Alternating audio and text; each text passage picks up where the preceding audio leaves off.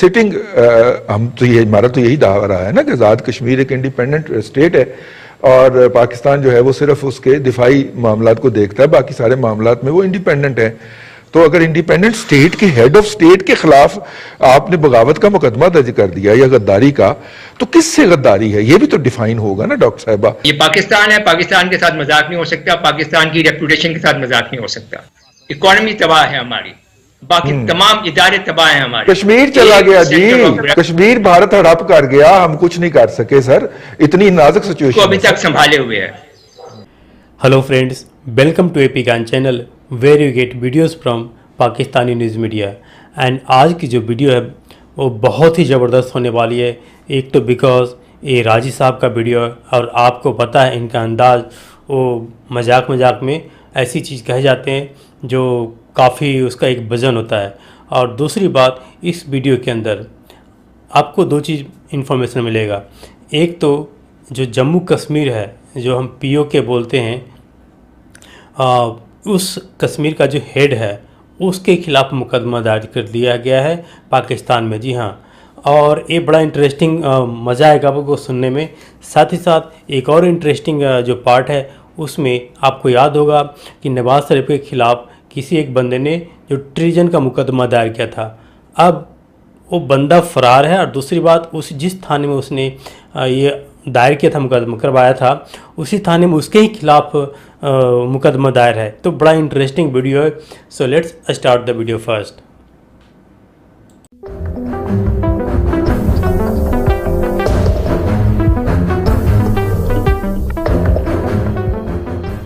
पाकिस्तान की गवर्नमेंट में थोड़ी सी भी वो है मॉरल वैल्यूज हैं, तो मेरे ख्याल में prime minister of Azad Jammu and Kashmir से बातचीत करके उनको कंट्रोल करना चाहिए, और अगर महसूस करते हैं तो माफ़ी मांगने में भी कोई हर्ज नहीं है।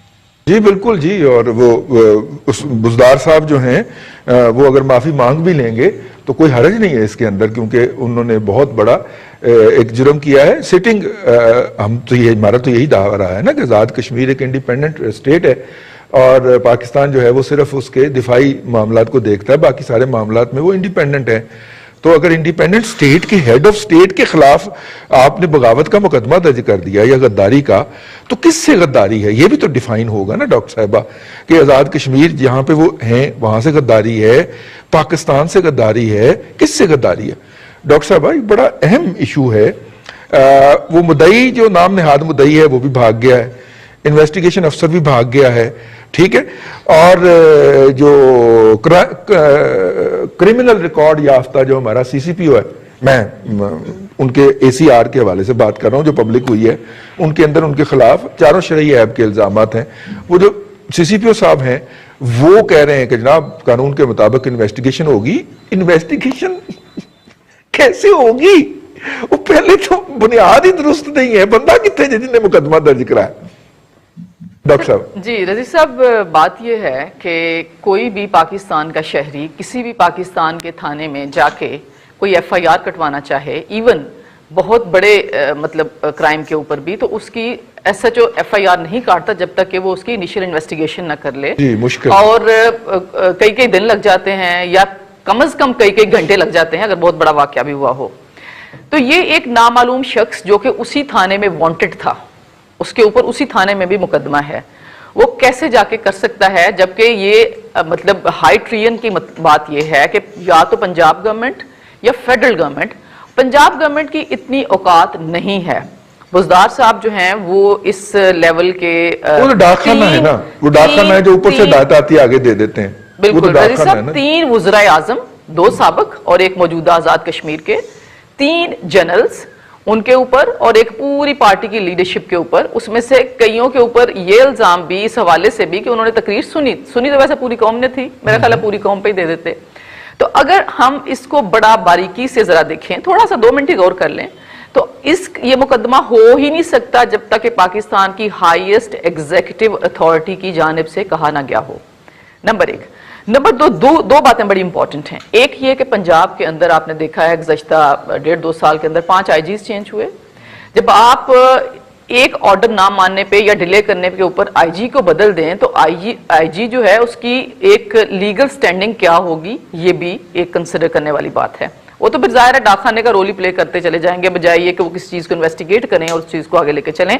बल्कि इस किस्म की जब आप मतलब इस तरीके से रैपिड फायर करते चले जाएंगे तो आईजीज की भी वही सूरत हाल होगी। दूसरी बात यह है कि उस दिन, परसों की बात है ना ये, जी जी, परसों को दिन 2 बजे से लेकर 5 बजे तक पंजाब गवर्नमेंट के जो इंफॉर्मेशन मिनिस्टर हैं फयाज चौहान साहब, उन्होंने प्रेस कॉन्फ्रेंस करके और पूरे मीडिया के ऊपर जो टिकर्स चलते रहे वो ये थे कि आर्टिकल 19 के मुताबिक आप फौज के ऊपर, सिक्योरिटी एजेंसीज के ऊपर बात ही नहीं, तनकीद नहीं कर सकते, जो कि बिल्कुल अनकॉन्स्टिट्यूशनल और इनलीगल बात वो कर रहे थे। आइन के मुताबिक आप तनकीद कर सकते हैं। आपको याद होगा रिजी साहब, जनरल मुशर्रफ के जमाने में लेकिन ये कानून बन गया हुआ है मेरे ख्याल से। नहीं, वो कानून बना नहीं है अभी वो पार्लियामेंट के अंदर भेजा गया है और वो भी डेफामेशन का है, वो इस तरह हाई ट्रियन के हवाले से नहीं है, वो 2 साल की सजा वाला है अगर आपको याद हो, और वो कानून नहीं है अभी तो वो कानून नहीं है। वो शेर अफगन के बेटे ने मेरा ख्याल है उसको मूव किया था और उसके बाद गवर्नमेंट भाग गई है उससे। बिल्कुल, अभी वो कोई नहीं, लेकिन ये जो FATF के जुर्लू में उन्होंने सारे अप्रूव करवाए उसमें वो भी मेरा ख्याल वो नहीं किया। नहीं, वो नहीं हुआ, वो लदत से है। ये मेरे ख्याल में शायद अभी तक डिस्पाइट द फैक्ट कि ये 30, 40, 50 साल ये रह चुके हैं सियासत में, आजकल तो बहरहाल वो पॉलिटिकल मैच्योरिटी डिस्प्ले नहीं कर रहे जो कि इनको करनी चाहिए, जिसकी कौम को इनसे तवक्को है। तो ये बहुत ही मेरे ख्याल में पाकिस्तान के लिए एक लम्हा फिक्रिया है। दूसरी बात ये है कि ये जो केस है सेडिशन, बगावत, हाई ट्रीजन, ये आप इतनी लाइटली नहीं ले सकते और ये कोई मजाक नहीं है। आप ये देखें कि अगर किसी शख्स के ऊपर ये इल्ज़ाम लग जाता है और साबित हो जाता है खुदा न खास्ता कि उसने बगावत की है या उसने गद्दारी की है या हाई ट्रीजन है या कुछ सेडिशन है, कुछ भी है, तो उसकी सजा मौत है। तो क्या इन लोगों ने ये सोच समझ कर बात की है कि ये क्या मुकदमा दायर कर रहे हैं और उसके कॉन्सिक्वेंसेस क्या होंगे? चलो, एक पार्टी ने तो गलती की, इमेच्योरिटी दिखाई कि मुकदमा दायर कर दिया और उसको फॉलो अप भी नहीं कर सक रहे हैं और बिल्कुल ही उन्होंने अपने आप को एक्सपोज कर दिया इसमें। तो दूसरी तरफ आप देखें कि वो सब एक पूरा जुलूस बनाकर थाने पहुंच जाते हैं कि हमें आप गिरफ्तार कर लें। भाई कोई तो एक पार्टी मैच्योरिटी दिखाए इसमें, कोई तो पाकिस्तान की पॉलिटिकल जो सीन है, सिनेरियो है, उसके अंदर कोई सैनिटी है।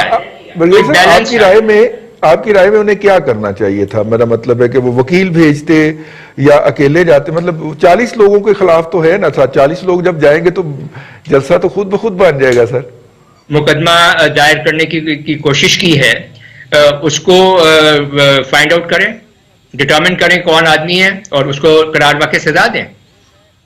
और इसमें कोई दो राय नहीं होनी चाहिए। पाकिस्तान है, पाकिस्तान के साथ मजाक नहीं हो सकता, पाकिस्तान की रेपुटेशन के साथ मजाक नहीं हो सकता। अब मैं एक और बात करना चाहता हूं इसी के ये मुकदमा बना क्यों। देखिए, यहां पर एक और बहुत इसका इंपॉर्टेंट पहलू है जिसे हमें नजरअंदाज नहीं करना चाहिए, और वो ये है कि ये सेडिशन या बगावत है, जो भी हाई ट्रीजन है, ये मुकदमा बन रहा है, इसकी बेसिस क्या है? वो स्पीच है जो कि मियां नवाज शरीफ साहब ने की थी। अब उस स्पीच के ऊपर हमें गौर थोड़ा करना चाहिए। उस स्पीच में उन्होंने टारगेट किया है पाकिस्तान की एस्टेब्लिशमेंट को, इन अदर वर्ड्स पाकिस्तान की आर्मी को। अब एक कोइंसिडेंस समझे इसको, बाय डिफॉल्ट है या बाय डिजाइन है, ये तो अभी तक कोई नहीं बता सकता, कि यही पाकिस्तान की फौज जो है, यही इंडिया के क्रॉस हेयर्स में भी है, उनके निशाने पे भी है, मोदी के, अजीत डोवल के, अमित शाह के, रॉ के, उनके फॉरेन ऑफिस के, उनके भी निशाने पे है। अब मियां साहब ने भी उसको निशाना बना दिया है।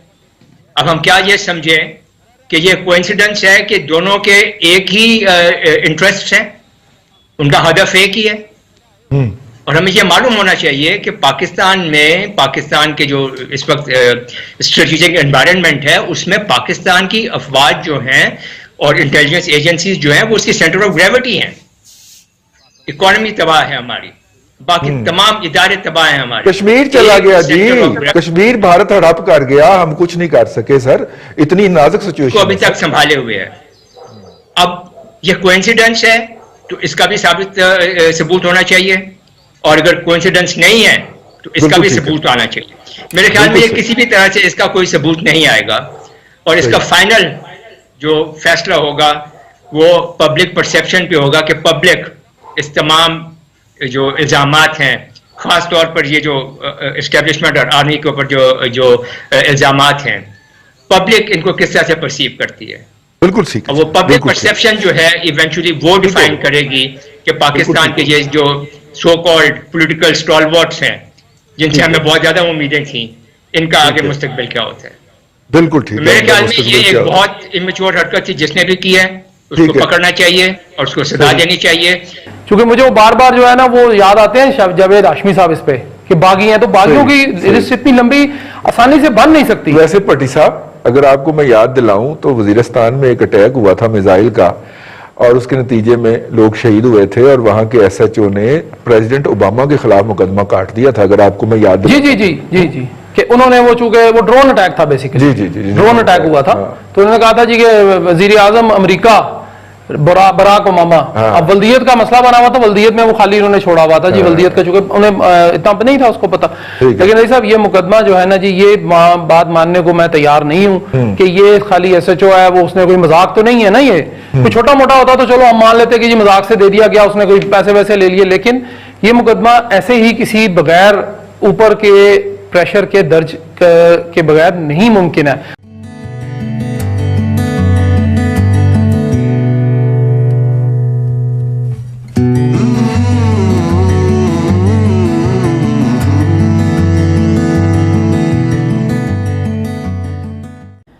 So friends, I hope you have watched it till and आपको सारी बातें समझ में आ गई होगी।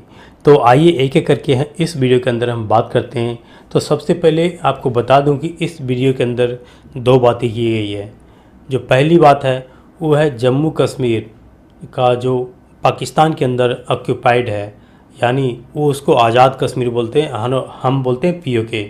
तो वो जो POK का जो हेड ऑफ़ द स्टेट है, उसके खिलाफ़ पाकिस्तान में जो दायर किया गया एक मुकदमा बगावत का, और ये जो मुकदमा है अब इसके ऊपर भी हंगामे हो रहे हैं कि कैसे आप जम्मू कश्मीर के जो हेड ऑफ़ द स्टेट है उसके ऊपर पाकिस्तान में मुकदमा दायर किया जा सकता है।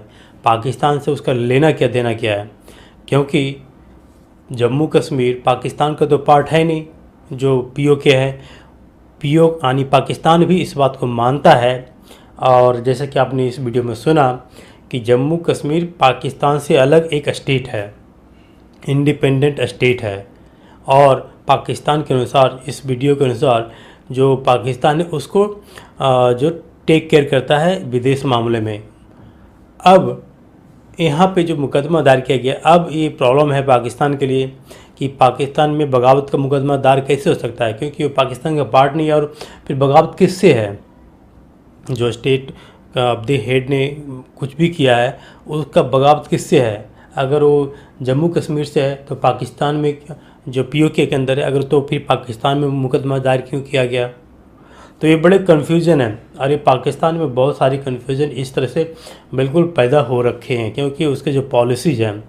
और दूसरा एक बड़ा ही इंटरेस्टिंग चीज़ जो कि अभी पाकिस्तान में बिल्कुल जिस पे कोहराम मचा हुआ है, और वो है, जैसे कि आपने सुना होगा कि नवाज़ शरीफ के ख़िलाफ़ पाकिस्तान में एक थाने के अंदर एक बंदे ने जाकर के ट्रीजन का यानी देशद्रोह का मुकदमा दायर किया।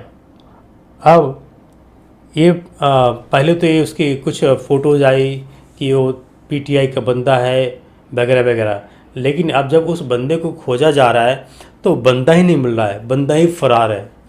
और इंटरेस्टिंग बात यह है कि जिस थाने में उसने मुकदमा करवाया है, देशद्रोह का मुकदमा नवाज़ शरीफ के ख़िलाफ़, उस बंदे के ख़िलाफ़ ही मुकदमा है उसी थाने के अंदर। तो ये बड़ा ही एक ऐसा काम तो खैर पाकिस्तान में होते रहते हैं जो कहते हैं विचित्र, इंटरेस्टिंग। अब यहाँ पे सोचिए, एक बंदा जिसके ऊपर ऑलरेडी मुकदमा है, वो जो 3 बार प्रधानमंत्री रह चुका है और पाकिस्तान का एक बहुत बड़ा पॉलिटिकल जो पार्टी है उसके खिलाफ़ मुकदमा आसानी से दायर कर लेता है, और वो भी बिना देरी किए। तो ऐसा, जैसा कि इस वीडियो में आपने सुना कि ऐसा तो पॉसिबल ही नहीं कि उसके पीछे किसी बड़े पार्टी का हाथ हो। यानी इमरान खान गवर्नमेंट के हाथों।